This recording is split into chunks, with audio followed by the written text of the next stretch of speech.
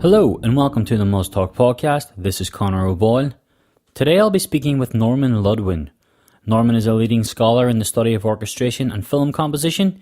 He is an instructor on the UCLA Film Scoring Program and at the Cornell School of Contemporary Music. He is also an orchestrator for Michael Giacchino, and some of his recent titles include Zootopia, Jurassic World, Inside Out, Star Trek Into Darkness, Super 8, John Carter and Priest, to name a few. Norman has worked as a double bass player on over 200 motion pictures, including work with John Williams, Jerry Goldsmith, Thomas Newman, Danny Elfman, Chris Young, James Newton Howard, and Michael Giacchino. He has written 10 books on orchestration, including Composition, A New Approach, Advanced Orchestration, Focus on the Strings, and Developing Variation, some of which we get into in this conversation. So, without further ado, I give you Norman Ludwin.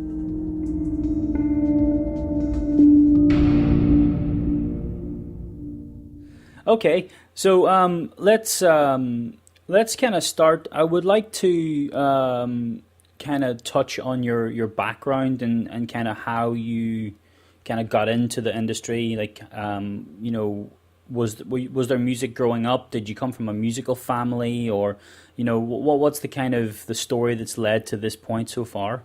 Well, my father was a pianist. He wasn't a professional, but he was a big pianist when he was a kid. He was very, very into being a performer. But after he graduated high school, anyways, he basically had to give it up as a career, really, to make a living. And then he was in World War II. But so I got a musical interest, I guess, or aptitude, you might say, from him. My mom wasn't musical at all. I mean, she liked music and all, but my dad did. So we always had a piano in the house, and he loved classical music. He didn't like jazz. No understanding of jazz, no appreciation of it. I tried, but so he brought, he was always playing, and I took some piano. My uncle also coincidentally played piano. So I took a little bit of piano as a kid, and then in elementary school, grammar school, probably about fourth grade. So I don't know, about 8 or something like that, pretty young, maybe 8 or 9. I kind of, as a joke, the teacher used to show, a music teacher, once a week, and they would show different instruments to the class. And he showed the bass. And, he always would say, does anybody want to play this instrument? And really, like I said, as kind of as a joke, because I was like a kid like to kid around. I said I would. And so that's how I started. So started. You were playing bass when it was like double your height? That's right. I played a half-size bass. Right. Little half-size bass in elementary school. And I guess the more I've thought about it over the years, I think that I saw a upright bass player at Disneyland, because at Disney, I used to go to Disneyland a lot, and my family was from the East Coast, and so they would come out, and since I was, I imagine 8 or 9 or something young, I would be, they would always take me. I was like, the tour guide at Disneyland, and in the Adventureland or New Orleans Square, they had a jazz trio. And I think that's the first time I ever saw an upright jazz player or upright bass player. I just got interested in it, at that point. So yes, I played bass really through this elementary school, and then in junior high, just briefly, I got very interested in other instruments, and I took up the bassoon for about 3 years, and then I would play the trumpet, and I was just very interested, and I would get instruments, and I would bring them home, and I would get a little fingering guide book and just figure it out myself and play on them. And I did that, even though I was still playing the bass, but I didn't play the bass classical. I just played the bass as jazz, really, through high school. I was really playing the bassoon in orchestra. Yeah, so you're firmly kind of in that register. You always kind of tended towards the bass then. But it's interesting that you were moving through different families, though, right? That you were kind of dealing with strings and then moving to the winds, and So you were really getting a kind of an all-round sort of education in how each kind of section works, and you were kind of getting the kind of, maybe not directly, but you were kind of getting an idea of the kind of nuances between the families, right? I really was, and I also played trumpet too. So you're getting the brass there as well then. And and it's funny because I now when I look back at it, I realize that I was very, very lucky to have all those influences. I played in orchestra. Gosh, I've been playing in orchestra really since elementary school. On one instrument or the other. So you're right. Without a lot of planning, I just had an exposure certainly to the different families, and so that's helped me out, I think, really, most definitely. Right. And so tell me about when you started moving from playing into more the composition and kind of arranging, orchestration type work, where you were moving from the kind of the instrument to the page, as it were? Well, that, is funny. I guess I've always been interested in composition. When I went to Cal Arts and I was studying bass performance, but I was writing a little bit of music back then. It wasn't really orchestral. It was really music for bass. But really what happened with me was after I graduated college, I went to USC and I did some master's work. And I decided after a year of that, I didn't really want to be in school anymore. And so I really just developed my bass career really for probably about, close to, close to about 20 years, I played in an orchestra in Florida, the Florida Orchestra. Florida used to be called the Florida Symphony in Tampa, St. Pete. And then I went to an orchestra in South Africa and played overseas. And so and then I came back to Los Angeles and got involved in studio bass playing. And I wasn't really composing really seriously, and I wasn't orchestrating, but I was studying on my own. I was always interested in it. And I really did that very seriously till about 2000. And then the year 2000, the business started really going south in Los Angeles. It was the beginning of the, runaway production. And strangely enough, the way these things work is I was part of a man whose name was Buell Neidlinger, a bass player who died this year. And he was a principal. And he was, which is like a leader of the bass section. And he was probably the foremost guy. And so I was part of his section. And so I worked all the time, really, and there was a lot of work. And so I worked a lot of time in his section. And then around that period of time, around 2000 or late 90s, I guess, he retired or he left Los Angeles, And so combination of that and the work slowdown, I had to do something else. And so that's really when I got involved much more seriously with more education and studying orchestration and composition. Right. Also, it kind of is around the same time of the kind of the development of samples and this sort of modernization of film production, where people aren't necessarily relying on studio musicians anymore. Definitely. So there was a kind of a definite transition around the millennium, where you've seen the kind of difference in the kind of the past and the future. That was kind of the transitional period there for sure. Oh gosh, yes. Oh yeah. And as you say, the introduction of that and the introduction of places like Seattle, was the first big one, to do work outside of Los Angeles, and not even count, and then London, of course, but not talking like, let's say, Bratislava and all that stuff we have now. So yeah, it was really a big whammy on the business. Yeah. So let's talk more about what you do now then. So you have many different areas of expertise. So you are still a player, you're still a composer, you still do the orchestration and arranging. you also do the education on the side, and you're also a writer. Have I missed anything there?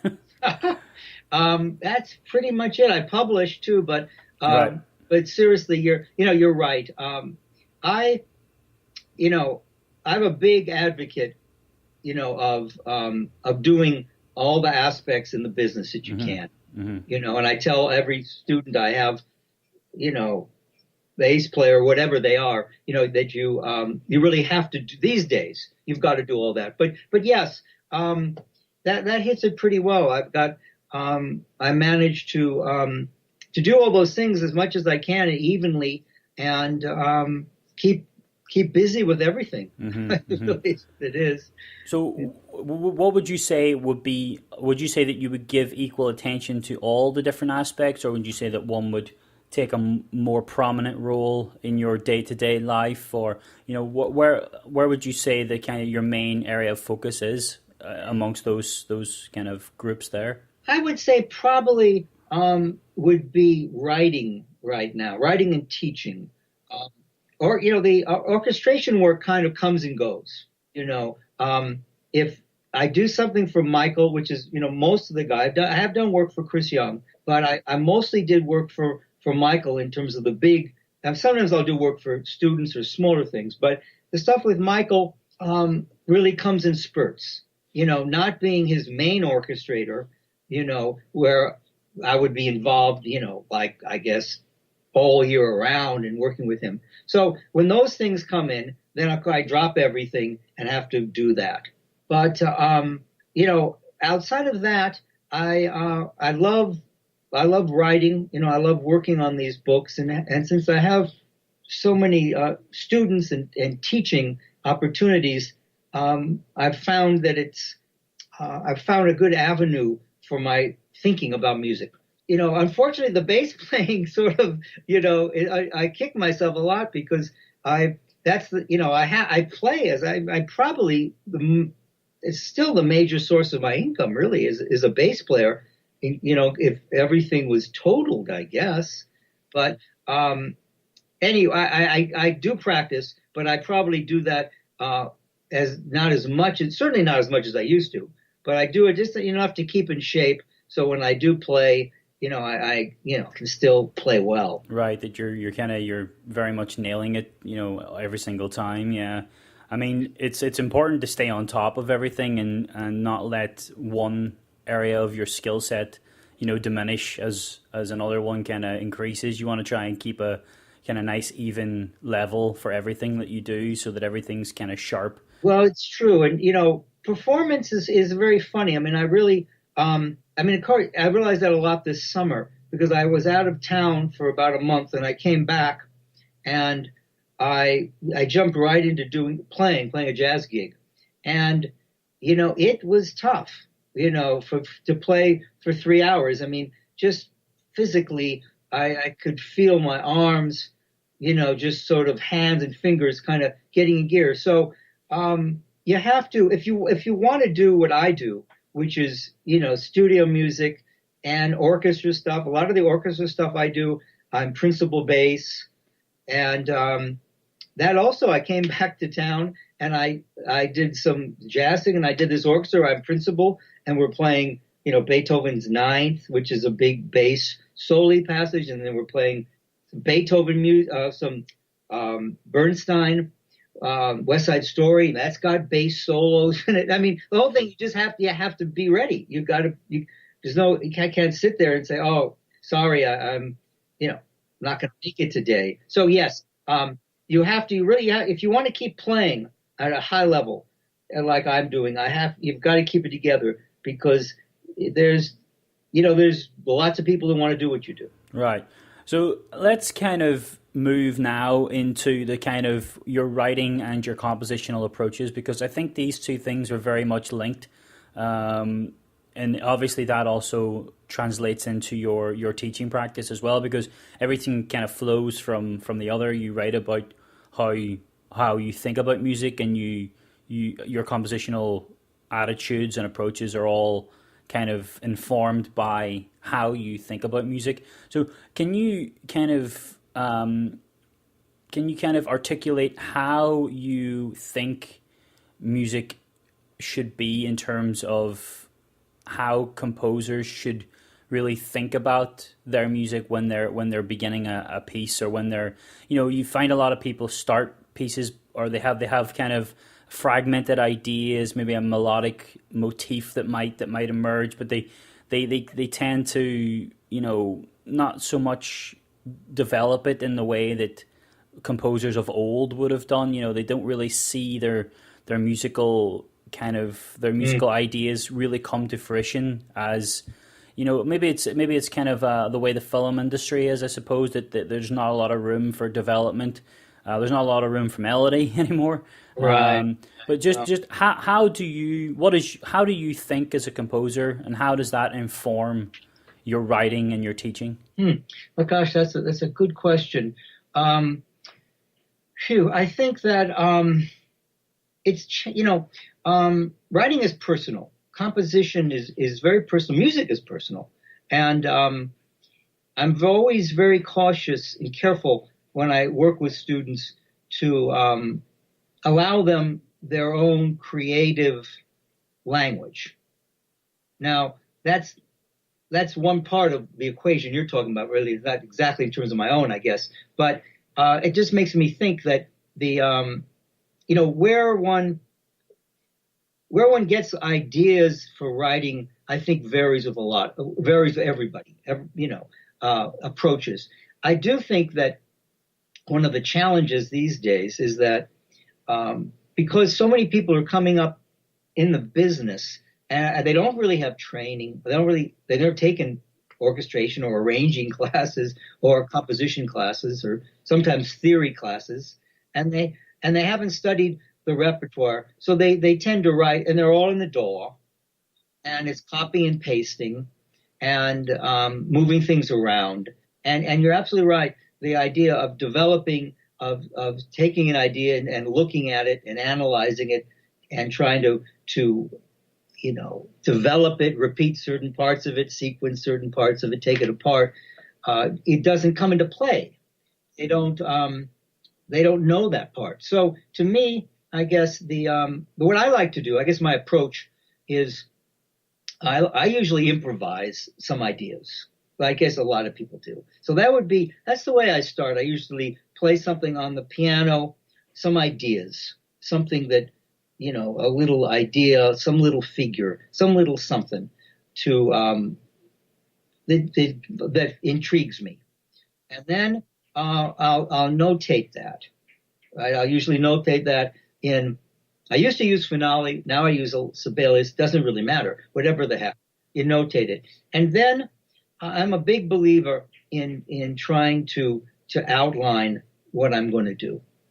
And this has been taught to me by the teachers where I went to school, up and down the line, the ones who write as for a living, who, don't just write, we have some commissions and even serious music, as well. Serious music, it's the same in the sense as film. So anyways, I try to make an outline of really what I want to do with the piece and sort of get an idea of how long it is, what do I want to do in each section, and sort of give myself an overview. Because once I can do that, then I can take that and put it in some sort of 8-stave sketch. Right. So you're not necessarily following any established formal structures. You're not like kind of adhering to, maybe like an ABA structure or like a sonata form structure where you're kind of giving them, theme 1, theme 2, development, recapitulate. You're not thinking in those kind of terminologies. You're just kind of thinking in more kind of broad strokes of, okay, I've got maybe a 64 bar. I'm going to work here for a minute or two on this. Then I'm going to move into this, transition into this section. I mean, you're not really thinking so much in terms of those kind of pre-established formal structures? No, I'm not. That's sort of... You say not many composers really follow those? It's relevant, I guess. But, I mean, the formal part of it. But, I mean, the informal part, of having a contrasting second theme, right? Or having, a section at the end that comes back to some material. I like that idea, and, I like pieces, like a theme and variations, I mean, I've written some orchestral stuff like that, I've done some things. I mean, if I'm doing something, for film, it's a different story. I mean, film, you've got a lot more constraints on what you're doing. People are telling you, the director is kind of giving you some ideas, of what they want. But I generally find that it's I try I'd like to work outside of getting into the details. I like to keep the details for later because it's so easy to get bogged down in that. For sure. Okay, and so then you start by kind of dabbling in the piano, then you move to kind of sketching some stuff out. Then is your mind already thinking about instrumentation? Is it thinking about harmonic language, or does that stuff come later? Are you still kind of thinking about the direction of how this music's going to form, or is this all happening simultaneously? Well, the instrumentation is pretty instantaneous. Yeah. I'm very lucky with that. I mean, I do hear the instruments in my head in terms of I can see on a page and hear the instrument playing. Not perfectly, but I mean, that part is very clear. Harmonic language is, it's something I've struggled with. I spent a lot of years studying writing with hexachords. Right. And I did some books about that. And that for me was very, really good because even though I don't necessarily write in a hexachord now, limiting myself to 6 notes, but that enabled me to learn how to kind of analyze my material and have a little more of a sort of free chromatic flow of material. Mm-hmm, mm-hmm. So, I tend to write, I guess I have a style, you know what I mean? It's something that I like. Yeah. I mean, developing your voice is something that's always kind of spoken about, but no one really ever knows how to articulate that really well. I mean, most people just tend to start off by imitating someone that they enjoy and then develop over time their own technique and their own style. The famous Miles Davis quote that says, you have to play for a long time to sound like you. Up until then, you always sound like somebody else. So it's true. Developing your own style and your own language is a process that kind of is retrospectively looked at as opposed to kind of anticipated.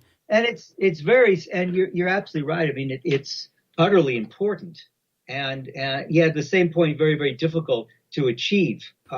Especially in film music, because film music, you're at the behest of the temp, you're at the behest of the director who's kind of maybe hired you because you're a cheaper version of Hans Zimmer or something. That's you know right. what I mean? And again, it's very much a career journey that takes you, unless you're like some sort of prodigy that it just bursts onto the scene and it's like, here I am, this is the sound that you've been looking for. Right. No, I think you're right. I mean, I've also heard that, you end up writing music that you heard as a kid. I think there's something to be said with that. I guess, the question of style, wow, it is a tough one. I get, if someone were to ask me, I guess I like to write tonally, but I like to have a lot of chromatic changes within. I don't write, sort of tied into one particular key, but I like using chords, or I like using the movements of chords for color, and I like using variety of rhythm. Rhythm is important to me as a bass player or with the background of always playing music that has evolved with time. As a bass player, jazz player, that's important to me. that the music has a flow, has an energy, has a movement. And what language that people use, like I say, I think it's very personal. When a student comes to me, I try to hear what they're doing and make some suggestions around the edges if I can, to maybe make something they haven't thought of. Right. Who would be kind of your influences? I mean, where would you find yourself returning to in terms of composition and orchestration? And, would you tend to move, if you're talking about hexachords, would you tend to look at the, kind of people like Elliott Carter or kind of those sort of American minimalists, these type of guys who are dealing in that sort of language? Or would you kind of move towards, European 20th century composers and how, or would you tend? I don't really like serial writing, like, Elliott Carter, serial 12-tone writing. Not really. To me, I tell you, my influences really would probably be like Leonard Bernstein, Copland. I like a lot of French composers, Poulenc. I've been listening to a lot. Of course, Ravel, Debussy. I love Prokofiev, Shostakovich. It's very eclectic. I love John Adams. I like minimalism. I a lot. I don't necessarily want to write that way, but I like to use some elements of it. But I don't write in a a 12-tone doctrine. I mean, hexachords to me is just a way to use a use a more unique group of pitches. Is really what it is. It's like modal writing, but it's like exotic scales, and that to me gets away from just sort of the real locking into major and minor. And when I create my own hexachord or even 7-note scale or whatever kind of scale like that, then it's a little more unique, and so the sounds kind of give the piece some little more individuality than if I just sort of try to write what I can play on the piano in terms of some sort of semi-jazz chords or something like that. Yeah. Okay. And then, so you're simultaneously moving back and forth between the piano and your score writing software, Sibelius, and do you begin with a reduction, a sketch, or are you immediately kind of orchestrating as you go? Because I tend to find that I would do it that way. I would kind of be moving back and forth in my chair, thinking about kind of voicings and. You said that hearing the instruments comes naturally to you. So obviously, or maybe not obviously, but it would be kind of would follow that you would be orchestrating as you go. I like to I like to work in a smaller sketch to begin with. I like to work in 8 or a 10 stave sketch rather than working in a full orchestral score, because it's too much landscape. It's too much being wasted. I don't want to really think about third horn and, bass trombone and, second flute right away. So what I'd like to do is work in, like I say, a sketch of either 8 or 10 staves and get the ideas out that way.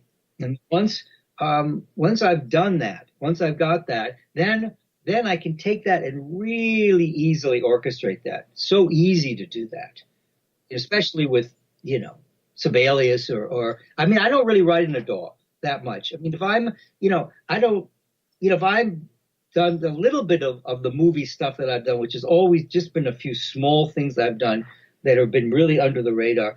If I'm writing to film, then I'm going to use a DAW.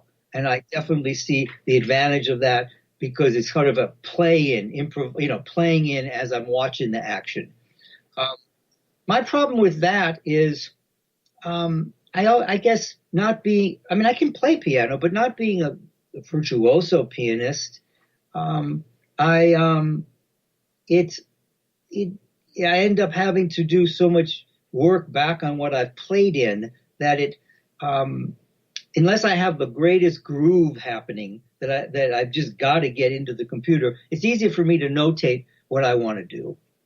Yeah. So yes, like I said, I prefer to work in a smaller sketch, and then in that sketch, I can, if I want to write English horn, if I want to make a notation that I want a snare drum or something unique or xylophone or celeste or something that I can't fit on there, then I can even do that. I mean, Sibelius, of course, allows me to change an instrument, or I can do anything like that to get my ideas down in that place. Right. And so let's move away from your composition approach to your orchestration, because we're kind of there anyways. Sure. Talk to me about I've spoken to several orchestrators, and they always seem to make a distinction between orchestrating for yourself and orchestrating for others.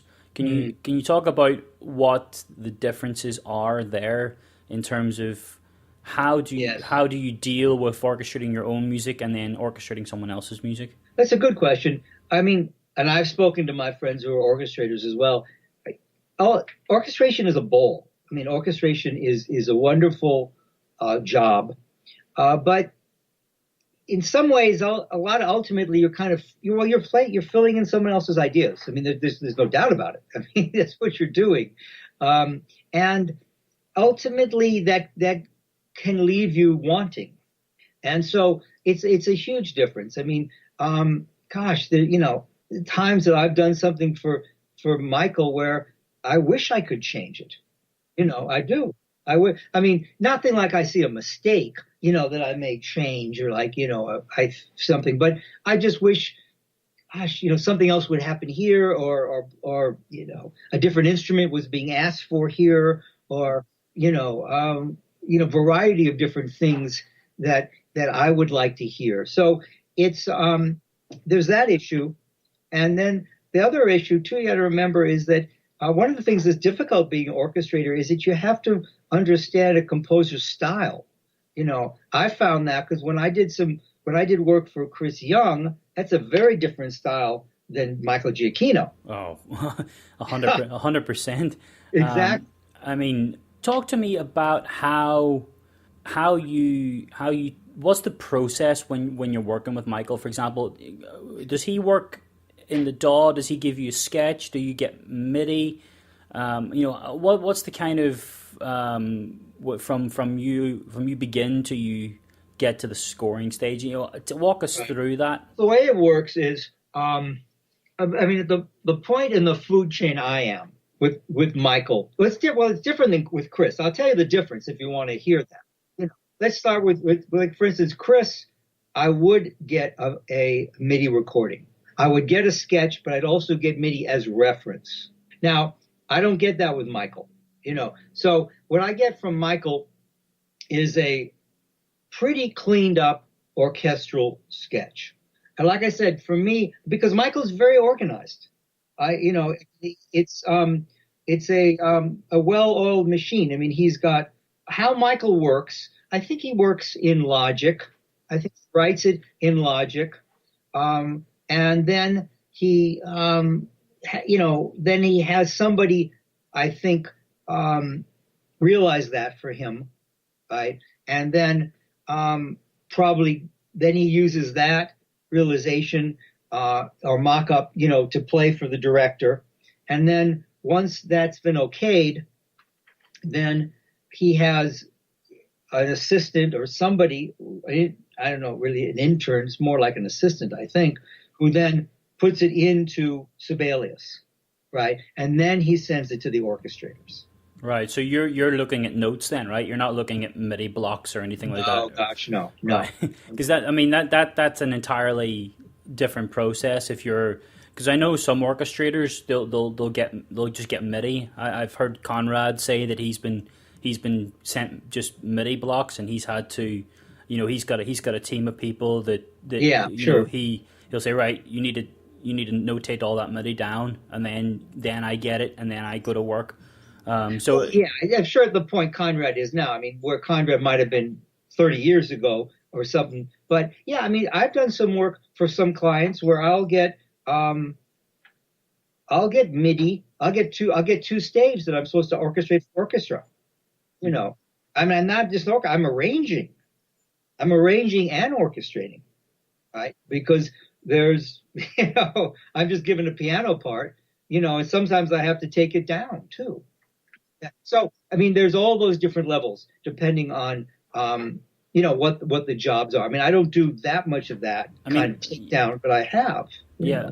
I mean, this goes back to what we were saying at the beginning of keeping every aspect of your skill set really tip top. I mean, because you can be given, just the most bare bones of anything and be expected to create, cathedrals with with bricks and mortar, so it really is a matter of keeping on top of everything. So so let's just go back. Give me an example of a cue that you've worked on where where you're saying, okay, the golden rule when you're orchestrating is and you've kind of touched on this, is the idea that you don't make changes that the composer has. You don't change the melody. You don't, one thing that's always kind of that I've always thought of is, say the composer has, just given you a top line, maybe like a lead sheet where you've got a top line and the harmony, the chords written out, and there's not much else other than that. How free or how much liberty do you feel comfortable taking when you're dealing with that? Say, for example, he's just basically written, triads, and what's your take on for example, adding additional harmony? Yeah. How free do you move in there? I don't think. Well, it goes back a little bit, to what we were talking about, Conor, of the idea of the style, the composer's style.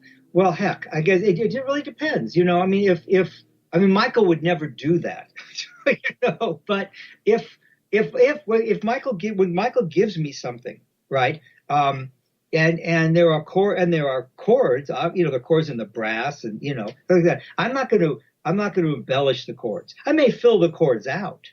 If he's got a triad written, I'm going to voice it. I have some free rein voicings, I feel. I can, because of course, if you've got, the classic thing I say to students, I mean, you got a triad, but you got 4 trumpets, so how are you going to do it? Right? I mean, something's going to be doubled, right? Or you're going to leave a note out. I mean, those kind of decisions are orchestrators' decisions. But other projects, it really depends. I mean, like I'm working with a client now who he's written this kind of it's a piano piece that he wants to be orchestrated. But to me, I had to just do a wholesale editing of it, really, because there were just mistakes. And there were clashes, no clashes that just didn't make any sense, And so, now to me, somebody may say, oh, that you're not orchestrating anymore. And sometimes on lower projects, we're not orchestrating really anymore. We're doing more than orchestrating. Is what I mean. You're almost like an editor as well at that point, right? Well, we're editor. We're supervisor, everything. We're really arranging. Yep. You're adding a lot, and some of the chords, as you say. I mean, I may change a voicing on these levels, but so I think the question really becomes a lot of time. I think most good composers worth their salt, if they had the situation you're talking about, they would give an indication to the orchestrator of what they want. They may say, well, look, this is for, a church service or something like that, so I, keep it, close tonally to what I have, or they, they may say, this is going to be for, some sort of a fight, so we have, more, you may have a little more free reign with it. Right. Also, I guess, I mean, there's such a thing as implied harmony as well, I guess, where you can kind of, so if they have, a ninth on top, but they don't have the seventh in, the seventh would be implied there. So and if you have a full orchestra, then you can distribute the voicing of the chord with the seventh in, because he has it implied. But I mean, in terms of inversions and kind of these types of techniques, so you're not always kind of playing root-based chords, which tend to get, really tiring and boring on the ear. Those are all choices that you make, as a bass player as well. You must be super informed as to, when to take something and put the third on the bass or put the seventh on the bass, this type of orchestration. I am in my own writing, but once again, like I say, unless I got an indication from Michael or from a composer that I have, that feel free to change this, I wouldn't do it. Right. I wouldn't change. I mean, unless, like I said, of course, if there's a mistake, or like sometimes, I'll see discrepancy between, let's say, the tuba and the bass line, that seems to be awry. Now in that situation, even on the stage, us bass players will often will turn to the tuba and say, hey, what note do you have in measure 10? We've got an A. Oh, I've got an F. Okay. Well, do we, sometimes we change it ourselves. We don't make a big deal about it. Other times you have to ask the question, So, like I say, it really depends. It really depends on how the situation is set up. I mean, ideally, really, the orchestrator shouldn't do any of that. Really. I mean, really, the orchestrator. But again, really, it comes back to this idea that the kind of the new school in Hollywood, or just generally in film, is less informed as to the kind of how the guys would have done it in the old days. I mean, I think probably John Williams is the only one around today that is really doing any sort of really advanced orchestration. Everything else is pretty straightforward and root position sort of stuff. Yeah, you're right. You're right. John's stuff's, it always stands out. I mean, it's always more. His stuff is always more orchestrally done. Yeah, I mean, he's super mature. I mean, it's just like he's arrived fully developed. And he's definitely super competent in every aspect, even. In terms of, I know he uses orchestrators, like he doesn't orchestrate his own work, but essentially when the work is given to the orchestrators, they're basically just copyists at that point, right?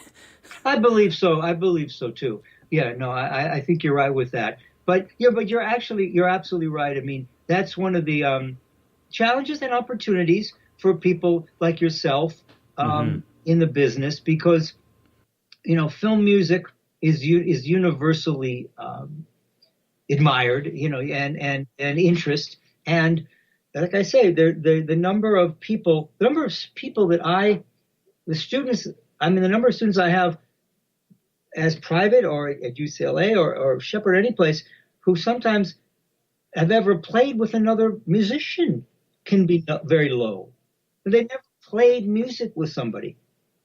I mean, to me, that's starting. I mean, I've been playing music with people since I was elementary school. Yeah, I guess you don't really need to anymore, right? You can have everything on your computer, so they're saying.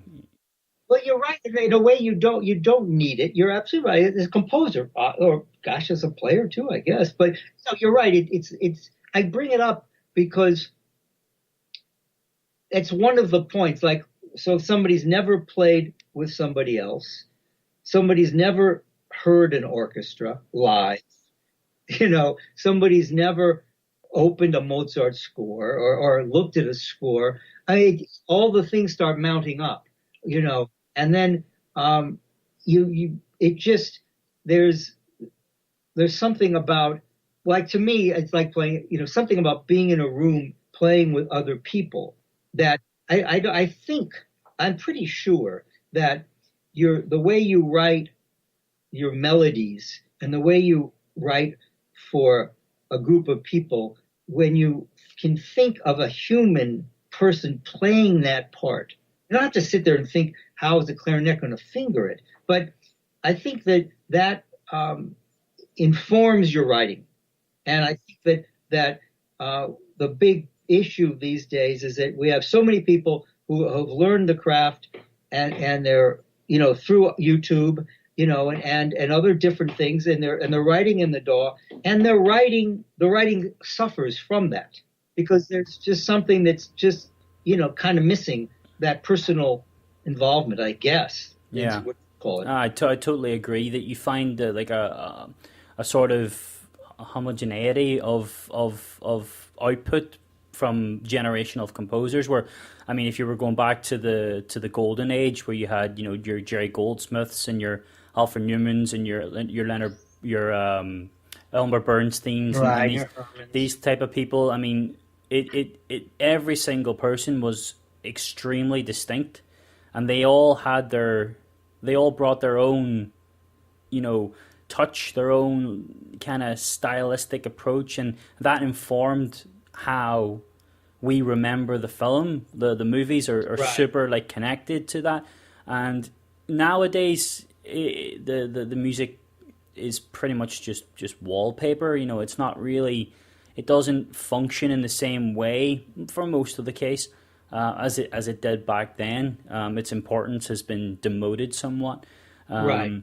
Yes. So it's to the point where you see, makeup artists above composers in the credits, which is right. And overseas, it's they just want composers to write a song off. And some of the movies in Asia, friends of mine that I met, that's what their composer did, write a song. That the song is maybe used over the main title, or maybe used in the movie, and there's no underscore, or any underscore is just something that's just pulled off the net. Mm-hmm. I'm curious, because people have been talking about this. Do you think there will be a renaissance of the kind of Alfred Newman style of writing, or do you think that's gone and it's a historical period that'll be studied? I think there will be, because the thing is that right now, the funny part about that equation, about the question, is that like when mock-ups, like say, okay, you do a mock-up, or somebody's doing a mock-up. Now, even the word, it's a mock-up. It's a pretend. So somebody is pretending to write. It's a pretend orchestra. So if to me, there's still a lot of interest and a lot of writing that's done where it's the orchestral sounds that are appealing to people. And if electronic score is a different thing. If somebody's writing electronica scores, then, there's no need to have, that stands on its own. So I guess what I mean to say is that I think that as composers and directors realize that, hey, I want to have this orchestral sound. I want to have these orchestral instruments. I like the sound of real instruments, even though they're not playing, sort of common practice tonality. Then the next step is, well, maybe I should have these instruments played for real. And then once you get the real instruments, then somebody has to know what they're doing. At that point, I mean, there's something that's in a real orchestra playing that just is absent from the best mock-ups that I've ever heard. They still are lacking in soul, in that interpretation, because you're trying to get the sounds to kind of blend artificially, whereas those guys have been doing this for their entire lives, and they know when to sit back and let that oboe take the solo, and they know when to crescendo together. And there's just something that is inherent in, like you said, people in a room playing together that can never, well, maybe not never, but I don't think there'll ever be a point where it can be totally replicated digitally. And you speaking about Christopher Young, I asked Chris the same question, and I said to him, have you ever been fooled by a mock-up? Have you ever heard something that was so good that you didn't know? And he just looked and with a straight face said, no, I've never been fooled, because I've spent my entire life dealing with live players, and I know what it sounds like, and I've never been tricked. So that's just something that people need to realize, and but there are different ways to interpret that. You've got this sort of hybrid Hans Zimmer Junkie XL approach, where you have them sort of treating the orchestra as a tool within the larger scale of the piece itself. But we're talking here in the kind of Williams sort of style, where the narrative is told through the music and the orchestra. But talk to me about working with Chris, and because his music is entirely different from Giacchino, and it's more aleatoric, and it's more informed by the sort of avant-garde composers of the 20th century. So orchestrating that must have been an extremely interesting experience. It was. I just wanted to just follow up on something you were saying earlier. Sure. I think I think the era, that's what we can say, I think with assurance, the era of the Newmans and the Hermans, when Hollywood movies reigned supreme, and everything was done with an orchestra, in Los Angeles. That's over. I mean, right. the budgets, the sensibility, the globalness of what people want has changed. So I don't think we'll ever have. You're never going to have studio orchestras that are just on the lot waiting for a call, right?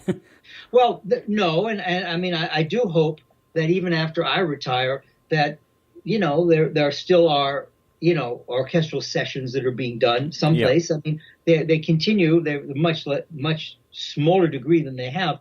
I think there always will be that, and I think that even when and I'll get your point about Chris. I think that even though it's changed and the world, most of the people students I know and people I meet all over the world, I mean, they just can't afford live orchestra. They have a job. They would say, "Gosh, I'd love to have 3 instruments come into my movie. I'd love to, but I mean, they're getting paid so little that they have to do it in the box and et cetera." So I think that the interest and the desire for education of how to write for the orchestra, whether it's a small orchestra or 2 instruments or a big, will always be there, because it's such a wealth and history, and we're not at the place where we've given up on it. There's still a lot of interest in it.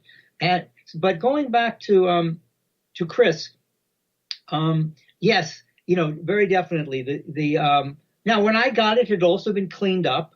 Obviously, I mean, Chris has got a whole different technique of how he writes his music, which I imagine he explained to you or such. But the stuff that I got was very clean. There was aleatoric part to it. What movie was it that you worked on? It was the movie Priest. Oh, Priest, okay. It was a while ago, but it was Priest. It was one of the last. Well, it was one here. I knew the guy who was his main assistant at the time, and then after that he kind of started doing more stuff out of country. Mm-hmm. I think after that time, but it had some aleatoric sections. It had sections where the winds had like a pattern in a box. Mm-hmm. Play this pattern, pick these notes in this pattern. Highest note, stuff like that. Fast as possible, this type of stuff. As fast as possible, right? But that's almost standard practice now. I mean, certainly Giacchino does that a lot, in his things. But it wasn't terribly different. I mean, at least, like I say, when the place I'm at, on these chains, I'm getting stuff that is already pretty cleaned up. I worked for a client, who just sent me a MIDI strings, and it was like four, sustained track of strings, legato track of strings, and then I had to create, a string orchestra from that. So sometimes things come over like, as rough as that. Right. I mean, I've looked at numerous Chris Young scores, and his writing is extremely distinctive. He has a style, but you can clearly see the school that he has followed from. So I think in terms of orchestration, the language most certainly exists. In terms of writing, like the Penderecki style of writing, and this sort of threnody, and how that is translated into the orchestra is well established now. So it's not so much trying to work out exactly how to present this so that an orchestra interprets it in any given way. That already exists. So talk to me about this idea where we've been chatting about the kind of old school versus the new school, so to speak, and how modern composers are writing.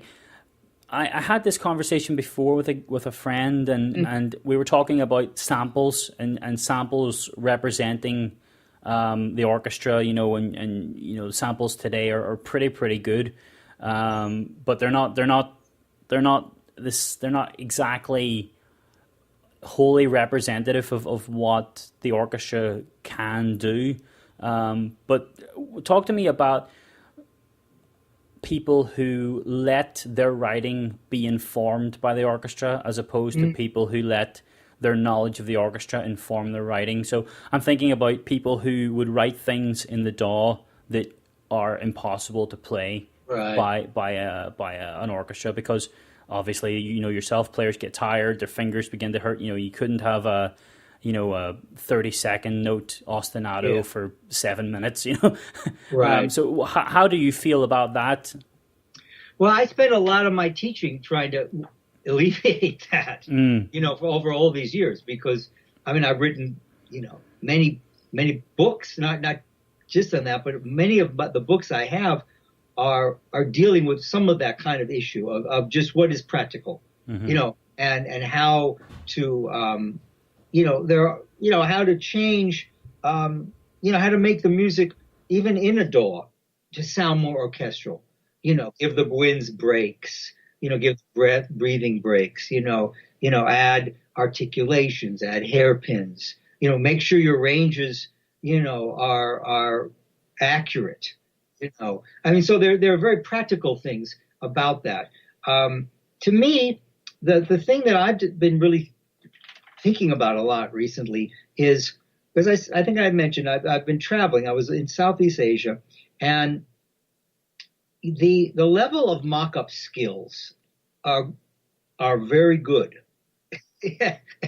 Almost everywhere I went, in Malaysia, Vietnam, I didn't really hear that much, but certainly in Thailand, and been in China. So the mock-up chops, without getting into all the details you're talking about, but the mock-up chops are very good. But it's really, so how my interest with people is to try, how can you make your music stand out from other people's? What can you do to make it, some of it, like I know Chris's big thing is find your own voice, right? Now that's a beautiful thought.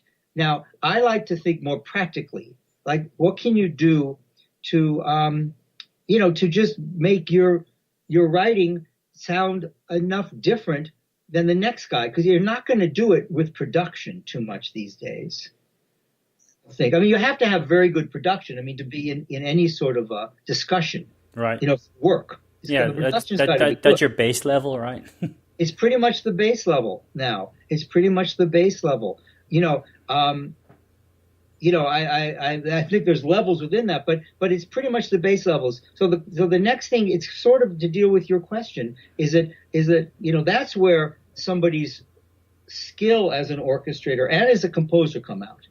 Because once you get over the flush of, oh wow, that sounds pretty good, or the pizzazz of the production, then somebody like a director, or in my case, if I'm judging a competition, which I do, and those things are helpful to people to win, or if I'm giving a scholarship to somebody to go to university or something like that, then the next part of that equation comes up. The question is do we, what are they doing anything that is not just the standard rep on this, right? And that, to me, I think can be learned. I think and then the best way to learn it is by studying what other people have done.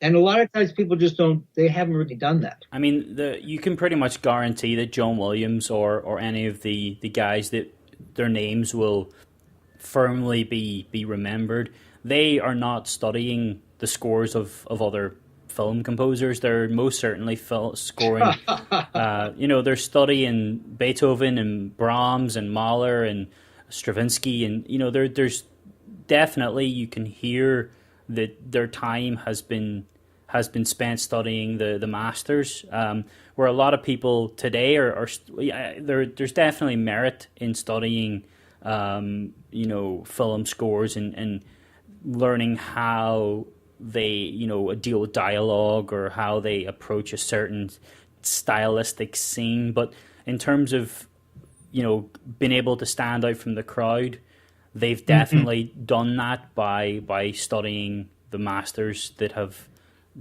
gone before them. They have to. I mean, you're absolutely right. I think I think that except probably for somebody like John Williams, who's basically like a musical monk, right? But I think composers are very competitive. Yep. And critical. But I think you're right. I think, composers may go to other people's films and they listen to it and they like it.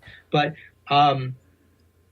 what I say is that, well, it's sort of like a joke. It's like the joke list. It's like somebody's talking and then it's like a politician, let's say. So a politician's saying something like, well, maybe you don't think I'm very smart. Maybe you don't think I know what a whole bunch of, nickels add up to. Maybe I don't, but I got somebody on my staff who does. And it's the same thing. It's like even the composers who don't have a deep orchestral background, Elfman, right? His first name is Zimmer. They come from bands, from rock bands, They come from rock bands. Silvestri was a rock band guy. Their orchestrators know this stuff. Right. So even if they don't know it, then somebody somewhere on that food chain does. And but there's no doubt about that one, man. There's no absolute doubt. That's why this book that I'm working on now is once again tying that together. I mean, I'm putting examples of solo playing or legato writing, and I'm showing examples from classical repertoire and examples from film. Right. I mean, saying it's the same thing. Yeah. There's definitely firm techniques that I've learned, that obviously John has taken from other people. Whenever you hear one of John's fantastic legato melodies, you can always pretty much guarantee that if it's in the horns, it's been doubled by the cellos. And this type of language, to get that sonorous, real singing quality. There are certain things that he does and that they have done that, you think you were talking about Beethoven 9 and how he presents the theme and the basses, and then the second iteration, it has the violas and they're a third above, and then it's doubled then in the seconds and ultimately the firsts, and each time, there's development there, and the winds come in subtly, and this sort of slow but really satisfying orchestration that really leads to this music becoming really beautiful, where before it was just a real kind of, you know, it's not really a great melody, but it's how he developed something that otherwise, you know, and Bernstein talks about that as well. Oh God, you know, yes. he talks about Beethoven's seventh, you know, the second movement, the da Mm-hmm. da That's da right. da da, you know, and that being on its face extremely boring, Mm-hmm. and not really great. But you listen to this, and then you know you give Beethoven, you know, he says, okay, that's fine, but just give me 1 minute. And then a minute later, you're transformed into this world of absolute astonishment. And he does build cathedrals from really, really, Yes. really small nuggets of average music. Oh, And sure. that's the Right. power that orchestrators have, right? Well, it's the power the orchestrators do, and also, I mean, it's also the power of the composer too. Hmm. I mean, a little bit what I hear you saying is really the process of developing of Yeah, development, development. Yeah. and we've talked about this before. But I mean, I, you know, as a teacher of composition, that to me, that's the bedrock. That's the absolute. That's the that's the juice of composition, of good writing. I mean, I've done, two books on that where talk about Beethoven. I mean, I have an example of one of Beethoven's piano sonatas. He has a 16th note rhythm. It's about 70% of the movement. As that's, it keeps repeating it. I mean, he changes it, he sequences it, he puts it in different hands, he does different registers, he does different things, but it's relentless, and when you listen to it, um, you're you're you're amazed. I mean, you get the idea. It's sort of like, it's like an athlete working out. You see somebody up there, shooting the baskets, making points, and we admire their abilities. And a lot of composition is that way. It's sort of showing off in a good way their genius. And so, but orchestration is a development technique as well. It's one of the main techniques. You present a melody, in the clarinet, and then you could present, even in the same register, in the same, without any change, in a different instrument. And then that makes it something different. Or right away, already you've developed it by orchestration. Yeah. Also, you're thinking about, kind of combinations of instruments and how you can take, two different instruments and combine them together to create a new sound. That you're creating new textures and new timbres by combinations of instruments, right? That's right, exactly right. I mean, and that's that art, and what I tell, my students is to keep a book of what you hear. Like if you hear something on the radio, or you hear the radio, who listens to radio? But if you hear something, and you can't, and you, oh, it's clarinet and bassoon, or like as you say, it's French horn and cello, and so you write that down, and you say, oh gosh, French horn and cello around middle C sounds, so mellow, or sounds so, whatever adjective you want to use to describe it for yourself. And this is what I think a lot of great composers have done. Sometimes they haven't done it. The masters who knew so much about orchestral music and they lived in it, maybe they didn't keep a notebook, but lots of them have kept notebooks. We know, and so I think that, gosh, I tell people to, it's like put it on your refrigerator. Here you like this thing, put it there, because who the heck's going to remember? You don't remember, oh, clarinet and piccolo. I mean, when it comes time to orchestrate, the big problem is that when people are orchestrating their music, they don't do, because they don't know the orchestra that well. They don't know the ranges. They don't really know them. And so the orchestrations tend to be bland. They're not courageous, like Bernstein talks about. They're not bold. They're not innovative. They're not exciting. They're not sexy. They're safe. very, very safe. People write because they're yeah, they're scared. They're unsure. Combining insecure and unsure. They're insecure really about the range. They say to themselves, "Well, gosh, you know, can the clarinet play this solo? Well, I just don't know if it's going to sound, so I'm going to double it." So, and that philosophy pervades a lot of what we hear, particularly in the people trying to get work. I mean, building their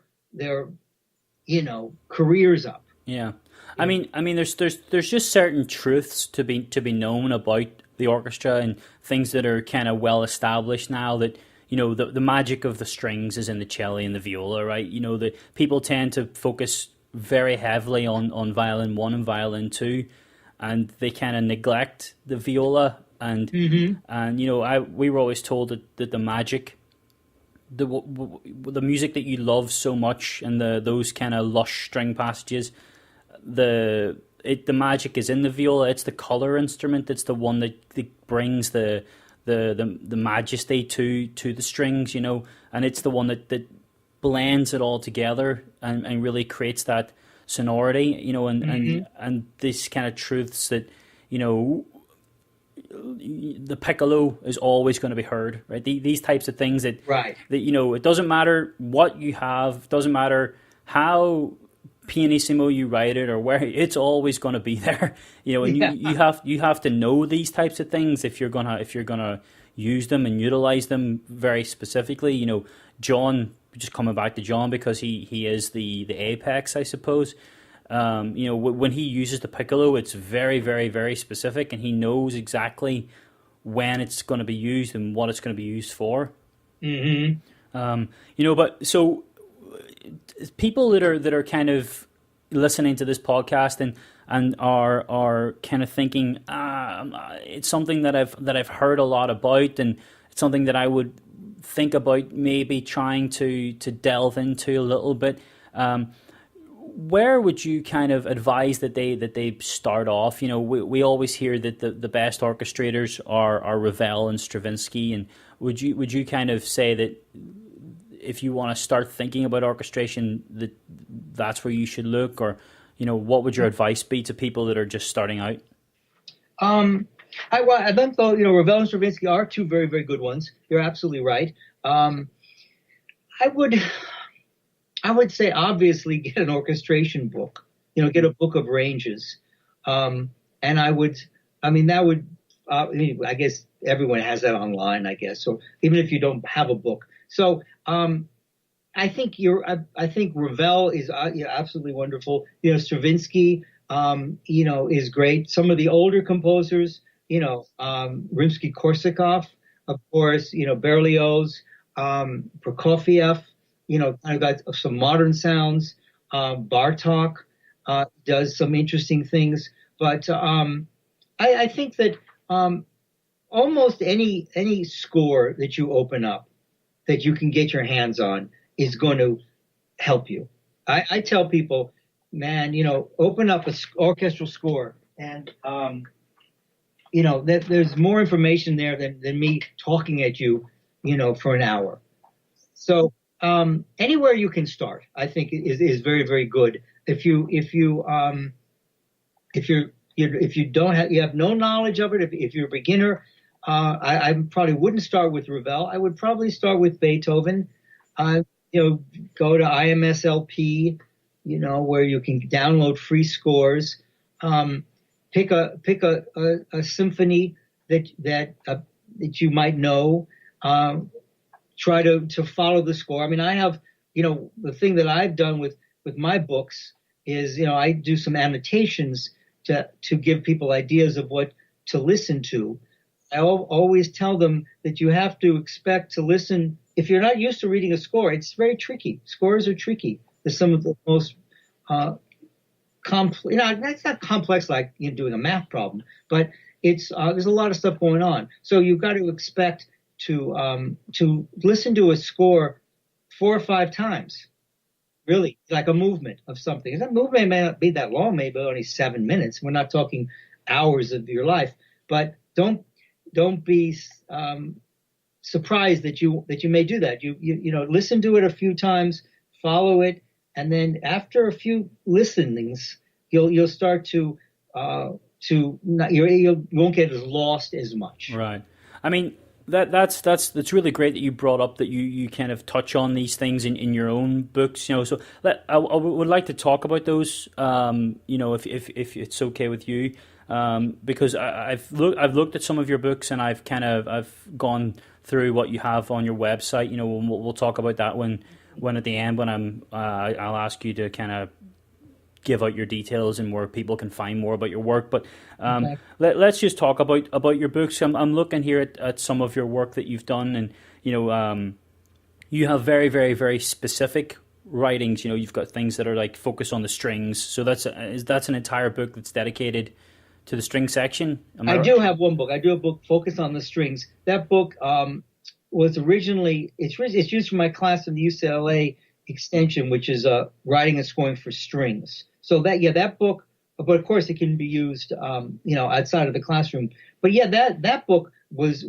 I think is very useful. It starts with writing, you know, for one instrument. It breaks down a lot of writing for quartets, string orchestra, how to concerto playing.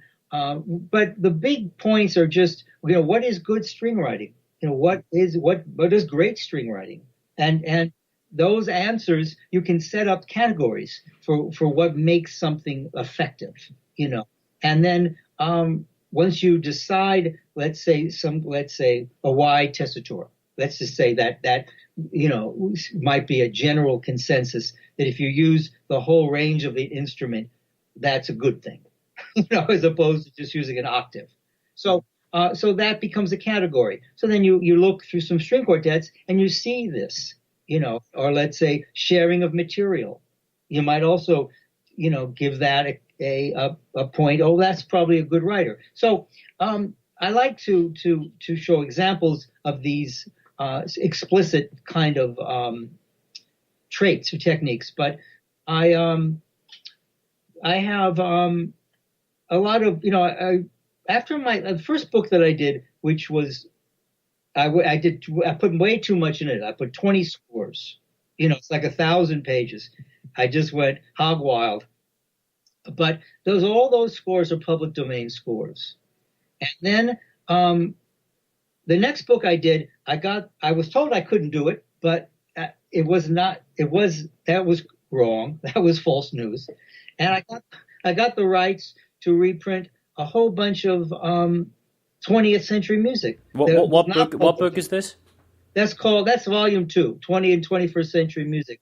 That's got Britain, you know, who's not public domain. That's got some Bartok that wasn't. It's got some Stravinsky, Apollo, it's not public domain.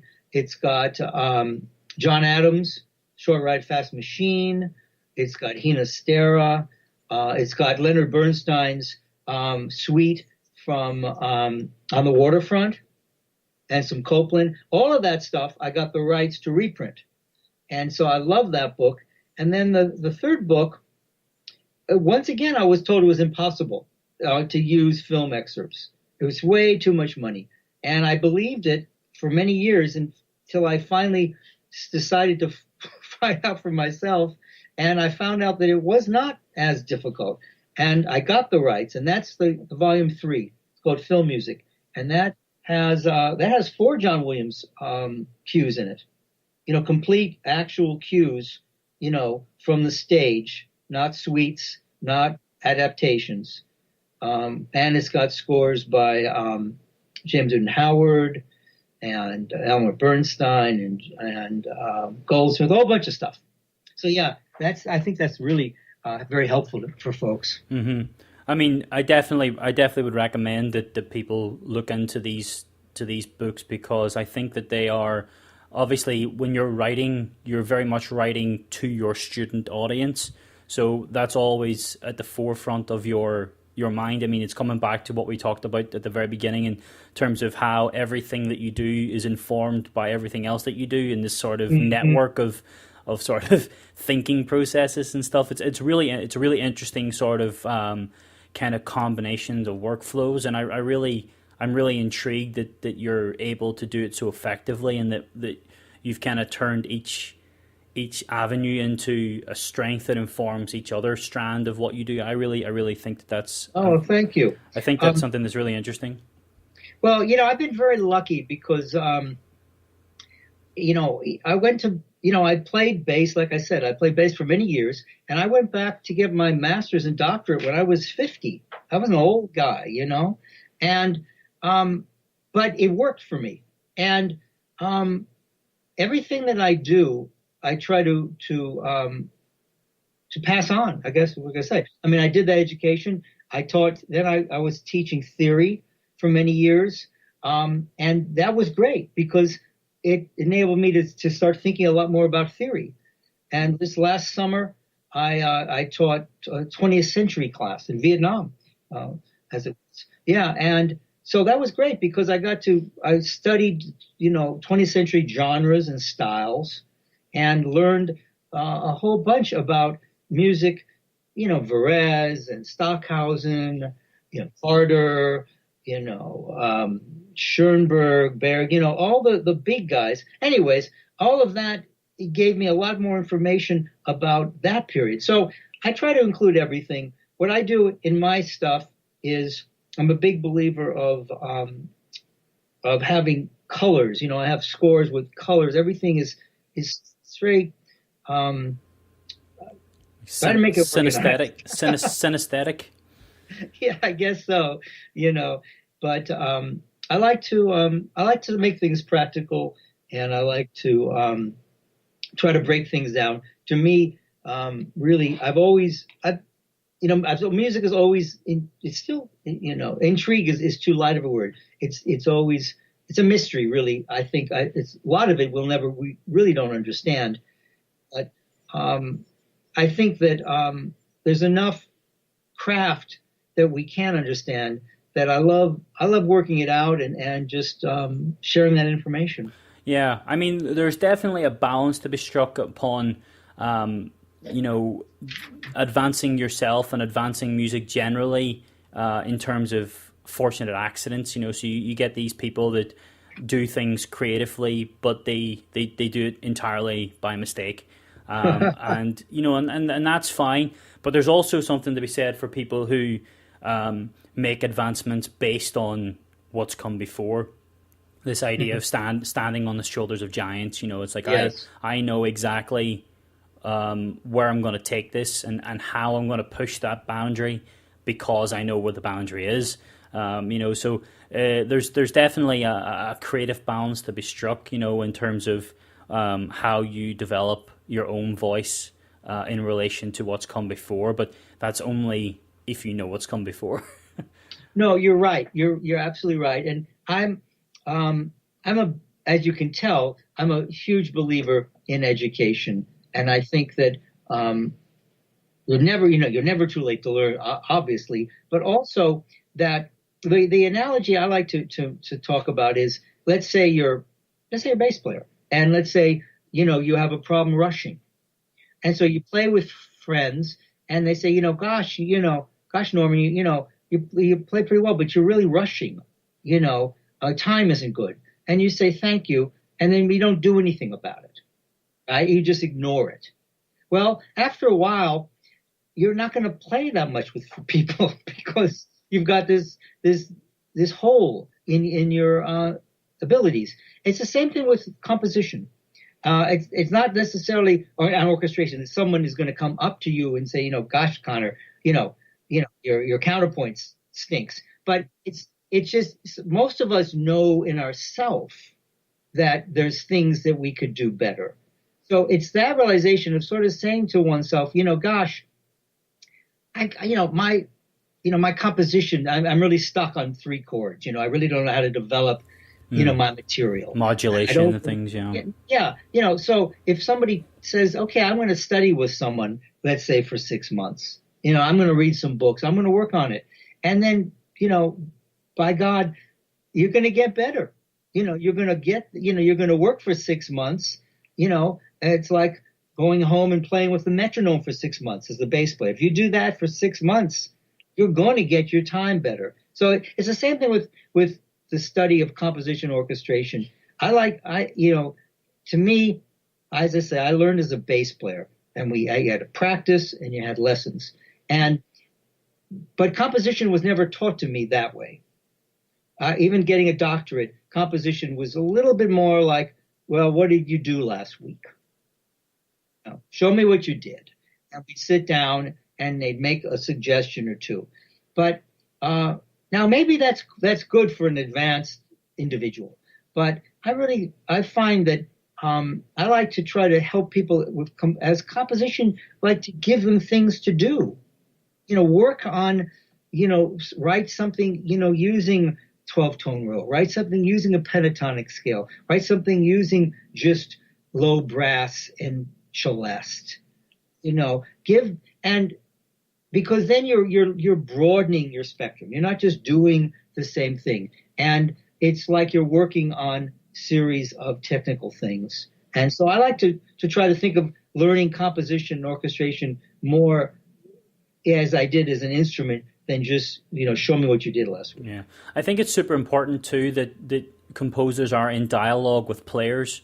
Like there's this kind of myth of the composer who isolates himself or herself in a room and then emerges, 6 months to 2 years later with this kind of opus that has been dictated by God or whatever. But I something that I've personally learnt loads from is if you take your music to a player or you have it performed, and after the performance that you go back and you gather up the scores and you see the annotations that the players have made, and you see where they've kind of said, all right, he's written this, but everybody just ignore that. You know what I mean? And they're slurring things differently, and they're kind of changing the bowings because you've got it wrong, or and that's an absolute wonderful way of and it's basically the same as looking at score. That you're looking at how that phrase was notated, and and you're learning that way. So it's really, really important to be constantly in dialogue with players because they know their instrument better than anyone, I guess. Yes. That's a great, that's a very good point. I mean, I always tell the students, take the, after a reading session or a recording, take the music just for the reason you're talking about. The other thing that I recommend to people, I did, when I was just kind of relearning or, learning composition, we had a composition group. We had a composers group. And it was, I don't know, let's say 4 people. And anybody can do it. You get 4 people and you say, you clarinet, right? So you invite a clarinet player over to somebody's house or apartment, right? Maybe, you give the guy $100, right? Everybody chips in $25. Give him $25, you give him a couple of drinks or something like that. Or, you don't have to get a party, but you invite somebody over and then you say, okay, give us a demo and then we're going to write. Everybody, half hour, we're going to write a piece right now. And the clarinet guy sits in the corner, plays on his phone or whatever he wants to do. And you write a piece. And maybe you write a piece because one of the group plays piano, let's say. So that night, you're writing for clarinet and piano or clarinet and cello. And it's a great way to meet people. It's a great way to hear your ideas right away. It's a great way to learn to write fast. You can't sit there, and spend, 3 weeks on a measure. You got to write something, a half hour. So things like that. People can. I recommend people try to. What you're talking about is great, and of course, if you can do it on your own. If you're writing a piece, I tell guys, call up a player in this town, call up a player in town, offer to buy them coffee. Not all the time. People are busy. They may not really have the time, but you may find somebody, especially if you offer them, to something, for their time, something reasonable. You get together with them and you you ask them some questions, or really better, you meet them someplace and you have them play, and you really write down what you're hearing. Yeah, I mean, developing relationships is just always a necessity in any industry, but especially in our industry, because you really want to avail of everyone's expertise, and that's why nobody is a one kind of stop shop anymore. Everyone has got definitely a team of people. Like you said that Michael has definitely got somebody on his team that is an expert in that particular job that they have been assigned to do. And they might have abilities to cross over into different kind of, the mock-up guy's sick today, so jump in and do that, But I mean, that building that network of friendships and relationships that you can bounce off and say, just take a screenshot of this and send it over via Facebook, and is that okay? Is this playable? Yeah, sure, absolutely fine, totally, idiomatic, great, and for sure, and you're not coming to the stage and someone's putting their hand up going, right, what's happening here? What I mean? And that's super embarrassing and costs money, and you're probably gonna suffer for it in the long run. You're right. I've done that. I certainly did that when I first did some things with Michael, where, I mean, I had some questions about percussion or the horn. I have the friends in the orchestra. I called them up, and I asked them, I said, and I've had people do that with me with bass, so you're absolutely right. This business is it runs on kind of on friendship, and it runs on who you know, and it runs on people working together. Now, that's sometimes a problem because some people don't work so well with others, and they get kind of, politically blah, blah, blah, blah, blah. But most people, seem to work well with others. And music, that goes back to what I was saying earlier. It's like people who've never had the opportunity to play with others. I mean, to me, music is so much a social activity. I mean, I'm a pretty kind of a loner person in a lot of ways. I mean, I like my alone time, in my life, and even though I have a family and blah blah blah. Some people are super social, but making music is a social activity. It's making music with people, and you gotta work together to play. You can't, if you try to control the whole thing, you can't do it. I don't care if it's a jazz band, or certainly if it's a section, you cannot do it. You've got to work with others. You've got to learn to work with others.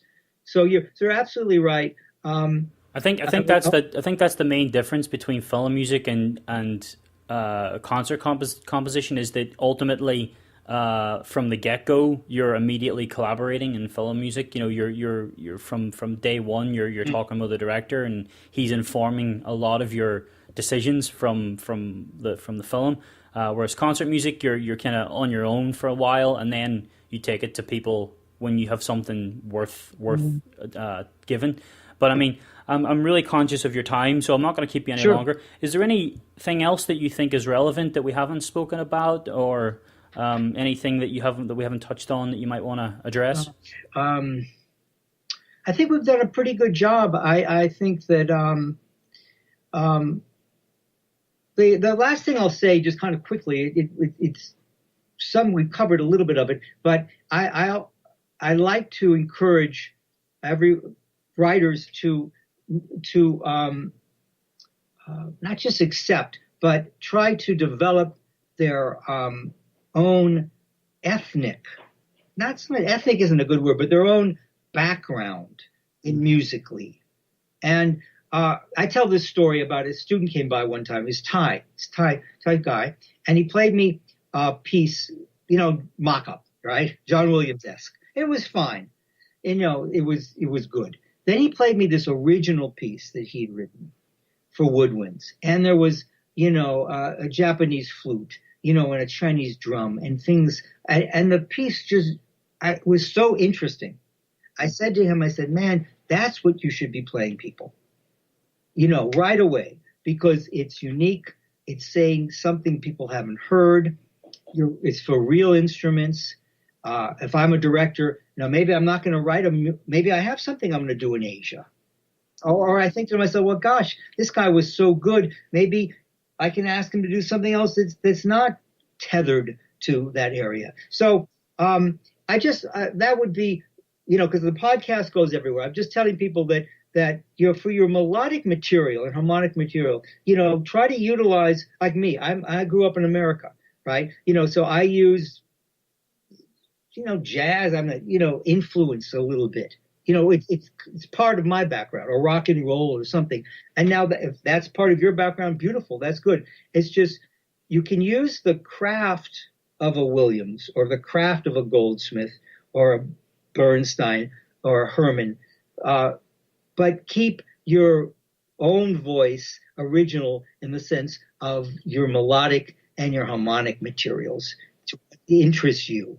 Don't try to push it all to be the same. I mean, you're never, ever, ever going to be John Williams because you're not John Williams. You know what I mean? So there's no point. There's aspirations to be as successful as John Williams or to be as respected as John Williams. Mm-hmm. But, to be writing music that is I suppose it's the thing where I think it was Gershwin went to study with Ravel, and right, he said that the world doesn't need a second-rate Ravel; it needs a first-rate Gershwin. You know what I mean? And that's so important, and that one sentence has been, has been so influential in developing people's voices, and that's what Chris really makes a big point in, and a lot of people, and your voice is always gonna, be traced back to where you come from and where you started from, and and having that ability might get you a gig, Well, it really might. I mean, it's not even so much like sounding like John Williams or Jerry Goldsmith or Hans Zimmer.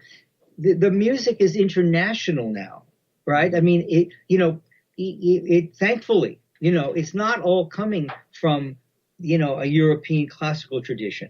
There are guys doing stuff, women, doing things that need to have, different kind of approaches to it, different, use of scales and different use of harmonies. And that kind of thing will make your music stand out. It's not the normal thing. So, it's a challenge. It's a challenge, but it's a wonderful challenge. Right. Well, I mean, it was fantastic talking to you, and I really appreciate you taking the time. Is there any where can people find you online? Is there do you have a Twitter handle or a website where people can go and check out your stuff? Mm-hmm. I don't have a Twitter. I mean, I do, but it's not really too useful. But right. Yeah, my website, which is www.musicnewapproach.com. It's one word, Music New Approach. And there you'll find I have my books. I have my some videos. I've done seminars that I have videotaped that are available for people to download, to buy. And I have private lessons. I teach a lot of students internationally via Skype, and I enjoy that very much. And I think people do too. So they say musicnewapproach.com or just Norman Ludwin. If you get lost, you'll find it in one of those two places. Okay. Well, that's great, Norman. Thanks very much. I'll let you go now. But thanks for taking the time. I really appreciate it. Thank you for asking me. I enjoyed it. Yeah. Well, we'll do it again when the new book comes out. We'll talk about that. All right. Thank you. For sure. Bye. Okay. Bye, Conor.